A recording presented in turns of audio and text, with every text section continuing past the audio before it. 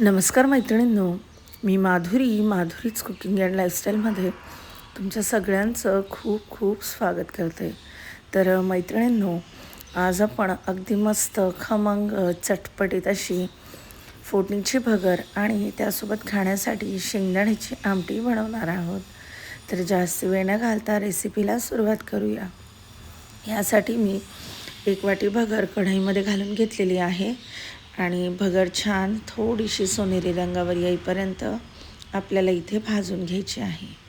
तर ही स्टेप खूप महत्त्वाची आहे. भगर करताना नेहमी भगर भाजूनच मग करायची.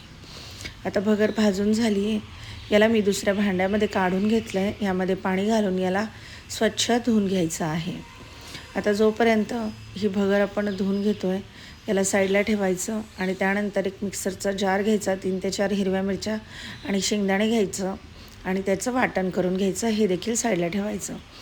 आता ज्या कढईमध्ये भगर भाजून घेतली आहे त्यामध्ये शेंगदाण्याचं तेल घालून घेतलेलं आहे. तुम्ही तुपाचा वापर देखील करू शकता. तेल छान गरम होऊ द्यायचं. तेल गरम झालं की पुढची प्रोसेस करायची आहे. तुम्ही जिरं खात असाल तर यामध्ये जिरं घालून घेऊ शकता. आम्ही जिरं खात नाही, सो मी जिरं नाही घातलं आहे.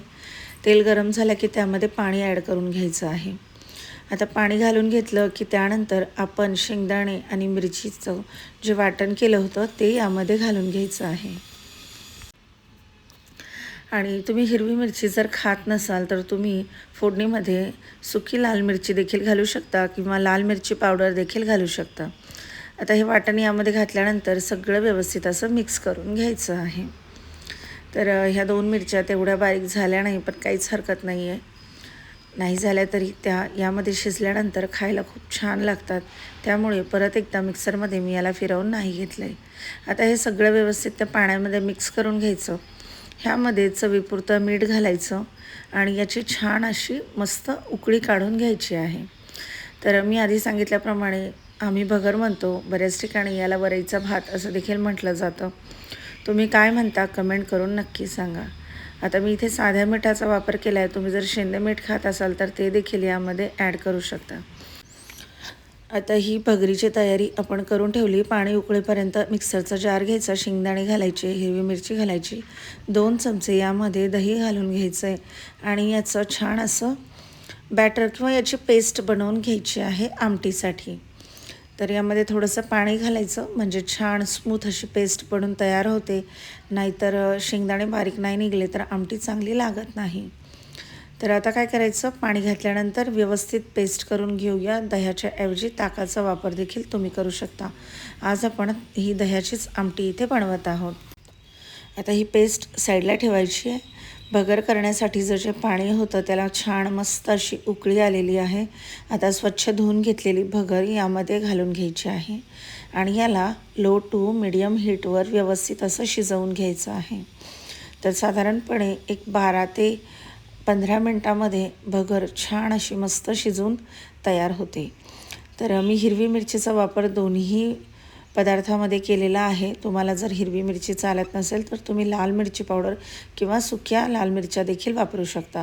हिरवी मिरची स्किप केली तरी देखील काहीच हरकत नाही. आता लो टू मिडियम हीटवर ही भगर छान अशी मस्त शिजवून घ्यायची आहे. ह्याला साईडला ठेवून आता एक कढई घ्यायची किंवा एक जाड बेसचं भांडं घ्यायचं.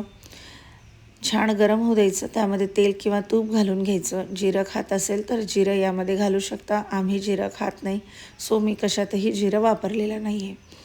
आता तेल छान फुललं की यामध्ये मिक्सरमध्ये बारीक करून घेतलेलं दही, शेंगदाणे आणि हिरवी मिरचीचं जे वाटण आहे ते यामध्ये घालून घ्यायचं आहे आणि त्यानंतर ही आमटी बनवून तयार होईल. तर तेल छान गरम झालं की तेलाचा मस्त असा चटका ह्या आमटीला लागतो. त्यामुळे तेल गरम झाल्याशिवाय अजिबात ही पेस्ट यामध्ये घालायची नाही आहे. आता सध्या हे खूप घट्ट आहे. आवश्यकतेनुसार यामध्ये पाणी घालून घ्यायचं आहे आणि कन्सिस्टन्सी तुम्ही तुमच्या आवडीप्रमाणे कमी जास्त करू शकता. कितपत घट्ट किंवा कितपत पातळ हवी आहे त्यानुसार. तर आता यामध्ये मी पाणी घालून घेतलं आहे. आता यामध्ये चवीपुरतं मीठ इथे घालून घ्यायचं आहे. आता आषाढी एकादशी म्हटलं की भगर आमटी बनवली जाते. साबुदाणा वडा, साबुदाण्याची खिचडी बनवतोच, पण एकादशीला भगर चालते. सो आपण भगर नक्कीच बनवतो. तर ह्या पद्धतीने तुम्ही जर ही फोडणीची भगर किंवा बऱ्याच ठिकाणी याला तिखट मिठाची भगर, वरईचा भात असं देखील म्हटलं जातं. आता ही बऱ्यापैकी शिजून झालेली आहे. ह्या आमटीला देखील छान अशी उकळी काढून घ्यायची आहे. आता एक 7-8 मिनटानंतर तुम्ही बघू शकता आमटी मस्त अशी उकळून छान तयार झालेली आहे. आता गॅसची फ्लेम बंद करायची आहे आणि आपली भगर बनून तयार झाली की नाही एकदा आपण चेक करून घेऊया. तर भगर देखील ऑलमोस्ट होत आलेली आहे. ह्याला थोडंसं पाणी राहिलेलं आहे, तर वाफेवर याला दबू द्यायचं. 1-5 मिनिटांनी गॅस बंद करायचा आहे.